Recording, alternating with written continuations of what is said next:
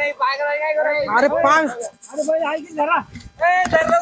अरे ये ना लवकर. अरे तो आडा पडला पार पुरा. रामकृष्ण हरी मित्रांनो आज पोळा आहे आणि पोळ्यानिमित्त आपल्याकडे सगळे शेतकरी बैल धुत असतात आणि अशा प्रकारे इकडे बैल धुवायचे काम चालू आहे. मित्रांनो तुम्ही बघू शकता कसे मस्त बैल धुवून काढत आहे. तर मित्रांनो दुपारून त्यांना सजवले जातं ही देखील मी तुम्हाला दाखवणार आहे. तर व्हिडिओ आता तुम्ही शेवटपर्यंत बघायचा आहे. तर मित्रांनो जे कोणी नवीन असाल तर चॅनलला सबस्क्राईब करायचं आहे आणि लाईक करायचं आहे आणि 4-5 लोकांना व्हिडिओ शेअर करायचा आहे. तर मित्रांनो बघून घेऊ शकता आपण बैल कसे धुतात ते दाखवतो मी तुम्हाला. चला. अरे निवृत्ती काय चालू आहे? अरे वा big fan bro. Big fan big fan. हा बिग फॅन ब्रो. काय झालंय? काहीच नाही. कसं चालू आहे तुझं? अरे बास निवांत. आज काल आलो होतो. कुठून? येतो म्हणलं तुम्हाला काय संभाजीनगरहून आलतो ना. काय चालू? काहीच नाही. कसं काय आमच्या इकडचं लुक? अरे म्हणजे आपलं गाव आहे. अरे आपलंच गाव आहे. काय त्याच्यामध्ये लोकचं काय एवढं काय मस्त गेलं राव. तर मित्रांनो आपण आता डायरेक्ट तळ्यामध्ये आलो होतो. म्हणजे आमच्या भरपूर मोठं धरण आहे. या धरणामध्ये सगळे शेतकरी लोक बैल धुत असतात. तर इथं बैल धुवायचं काम चालू होतं. आमचे हे सागर भाऊ होते डायरेक्ट बैल म्हणे बैलाचा वर्षातून एकदा सण येतोय आणि त्या वर्षात सण येतोय म्हटल्यावर ना त्यांचं दातन बितर लगे घासायला सुरुवात केली. त्यांनी डायरेक्ट बरेच घेऊन दात घासायला सुरुवात केली. म्हणलं वाह याला म्हणत्या पाठ्या. या पाठ्याला मानलं वा आपण डायरेक्ट. यांनी डायरेक्ट बरेचने दात घासून काढले बैलांचे. म्हणजे रोज तर कोणी या कार्यकर्त्याबद्दल तर काय बोलावं तर मलाच काही समजत नव्हतं. मित्रांनो कमेंट मध्ये नक्की सांगा या कार्यकर्त्याबद्दल काय बोलावं. डायरेक्ट धुवायला आणलं होता. त्याच्यानंतर असे तसे बैल पाण्यामध्ये सोडले. बैल काय नाव घेईना बाहेर निघायचे. इतके मस्त भारी पोत होते. कोणी तर डायरेक्ट बैलाच्या बोकंडी बसत होतं. अरे मी त्यांना म्हणत होतो का बैल पोळ्याचा सण आहे आज बैलांच्या अंगावर बसत नाही. बरोबर आहे की नाही? कमेंट मध्ये नक्की मला मित्रांनो तुम्ही सांगायचे. ज्या गोष्टी चुकताय ना ते तुम्ही कमेंट करायलाच पाहिजे.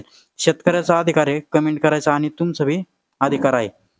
जिथं चुकतंय ना तिथं सांगायला पाहिजे. हे आमचे डायरेक्ट रोहित डायरेक्ट अर्ध्यात बैल घेऊन गेला डायरेक्ट. म्हणजे डायरेक्ट तळ्याच्या पलीकडे घेऊन जातो काय म्हणलं असं वाटलं होतं मला. हे आमचं तर जय हरीचं तर काय प्रकार चालू होता तो मला काही समजा. इकडून उलटा तिकडून पालटा. अरे काय इकडून तिकडून सागर भाऊचा बैल बाहेर निघला. आता म्हणलं बैल थांबत नाही गाडत जेव्हा त्याचं दावं सुटलं. पण इकडून तिकडून तिने तो बैल धरला आणि आकाळ कुठंतरी. पुन्हा त्यांची इच्छा झाली का बैलाला पुन्हा पाण्यामध्ये घेऊन जायचं. पण मग तो बैल काय पाण्यात येईना. वडीत का होईना पुन्हा तिने बैल पाण्यात न्यायचा प्रयत्न केला. पण काय तो बैल पाण्यातच आला नाही. त्याच्यानंतर तिने दुसरा बैल घेतला वैभवचा बैल आला. वैभव म्हणे मी आता पाण्यात बैल घेऊन जातो. मग वैभवचा पाण्यात बैल न्याला. पण जय हरीन तोपर्यंत हा बैल पुरा आपदून ठेवला होता. उलटान पालटा व्हायला लागला होता. त्याला कसं तरी त्यांना बाहेर काढलं. मकार लात आणायला लागला आतमध्ये. तो म्हणजे लात लागली बरं का आता. म्हणलं मग लय उंडरण्यावानी करायचं नसतं बैलां पुढं असं असतं. नंतर सागर भाऊचा एक बैल राहिला होता. तो डायरेक्ट पाण्यामध्ये दिला फेकुटून. म्हणजे डायरेक्ट त्यांना पाण्यात गड्ड होत तिथं जागेवर गड्ड्यात डायरेक्ट उडी त्या बैलाने डायरेक्ट उडी टाकली. तर बैल उडी टाकल्यानंतर बैल पूर्ण घाबरून गेला. बैल नंतर पाण्यातच उतराना. असं तसं करून तो पाण्यामध्येच जाईना. सगळे कातू भिडायला लागले. मी म्हणलं यसन जर तुटली ना बैल पुन्हा आकळणार नाही बरं का. असं काही तर झालं नाही मित्रांनो. त्याच्यानंतर असं झालं का भला मोठा किस्सा झाला. हा बैल तर जाईनाच. हे बैल नाही जाईना. त्या बैलाच्या नादामध्ये कसा तरी हा बैल नंतर पाण्यामध्ये आम्ही लोटला. सगळे हुसकीत होते. एवढे हुसकून सुद्धा तो बैल जाईना. नेमकं तो बैल लात मारित होता मागून म्हणून कोणी जाईना त्या बैलाला मागून हाणायला. तर असं करून बैलांना आज हाणती सुद्धा नाही. बरोबर आहे की नाही मित्रांनो? आणि आमचे सागर हे सोनू काकानं तर डायरेक्ट दगड फेकायला सुरुवात केली. म्हणलं आज दगड. मग तिने काय नाद केला डायरेक्ट पॅन्टीनं बैलांना राहिलं. म्हणलं लय लागम बरं का काका एवढं नसतं हाणं लागत त्या बैलांना. असं करून तो बैल पाण्यातच जाईना. पाण्यात न जाईना मग त्याला काठी टोचवली. असं करून तसं करून तो बैल घातला पाण्यामध्ये. मग कुठं तो पाण्यामध्ये आला. पण मग कवर तो पाण्यामध्ये पोहत होता. आता पाण्यात बैल उतरला. पण मग आता एकदम सागर भाऊ डायरेक्ट खाली गेले.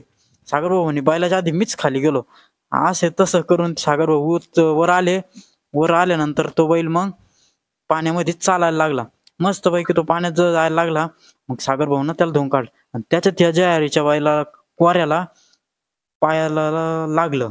म्हणजे त्या तिथं कपर होती, त्या कपरीला तो बैल घसरला आणि घसरून त्याच्या पायाला रक्त निघायला लागलं. खूप यातना झाला असं ना. आता काय बैल पोळ्याचा सण आहे त्यामुळे बैलाला तेवढ्या गोष्टी सहन करायला लागत्या. मग ह्यो बैल थोडासा पायानं रक्त निघायला लागलं. मग थोड्या वेळ त्याला बाहेर ठेवलं म्हणजे त्याच्या जागेवरती जखम सुद्धा सुजायला लागली. त्याच्यानंतर असा किस्सा झाला, हा बैल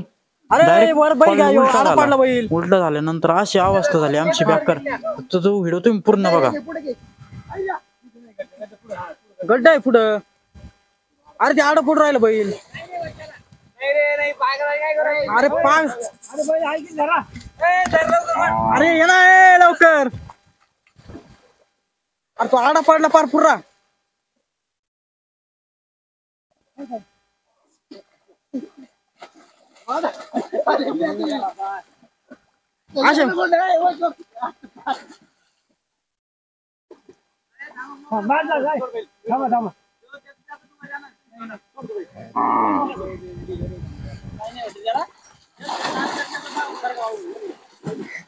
मित्रांनो बैल तर एकदम ओके मध्ये चालायला लागला होता, काही टेन्शन नव्हतं. म्हणजे पाण्यामध्ये बैल नाटकं करीत होता.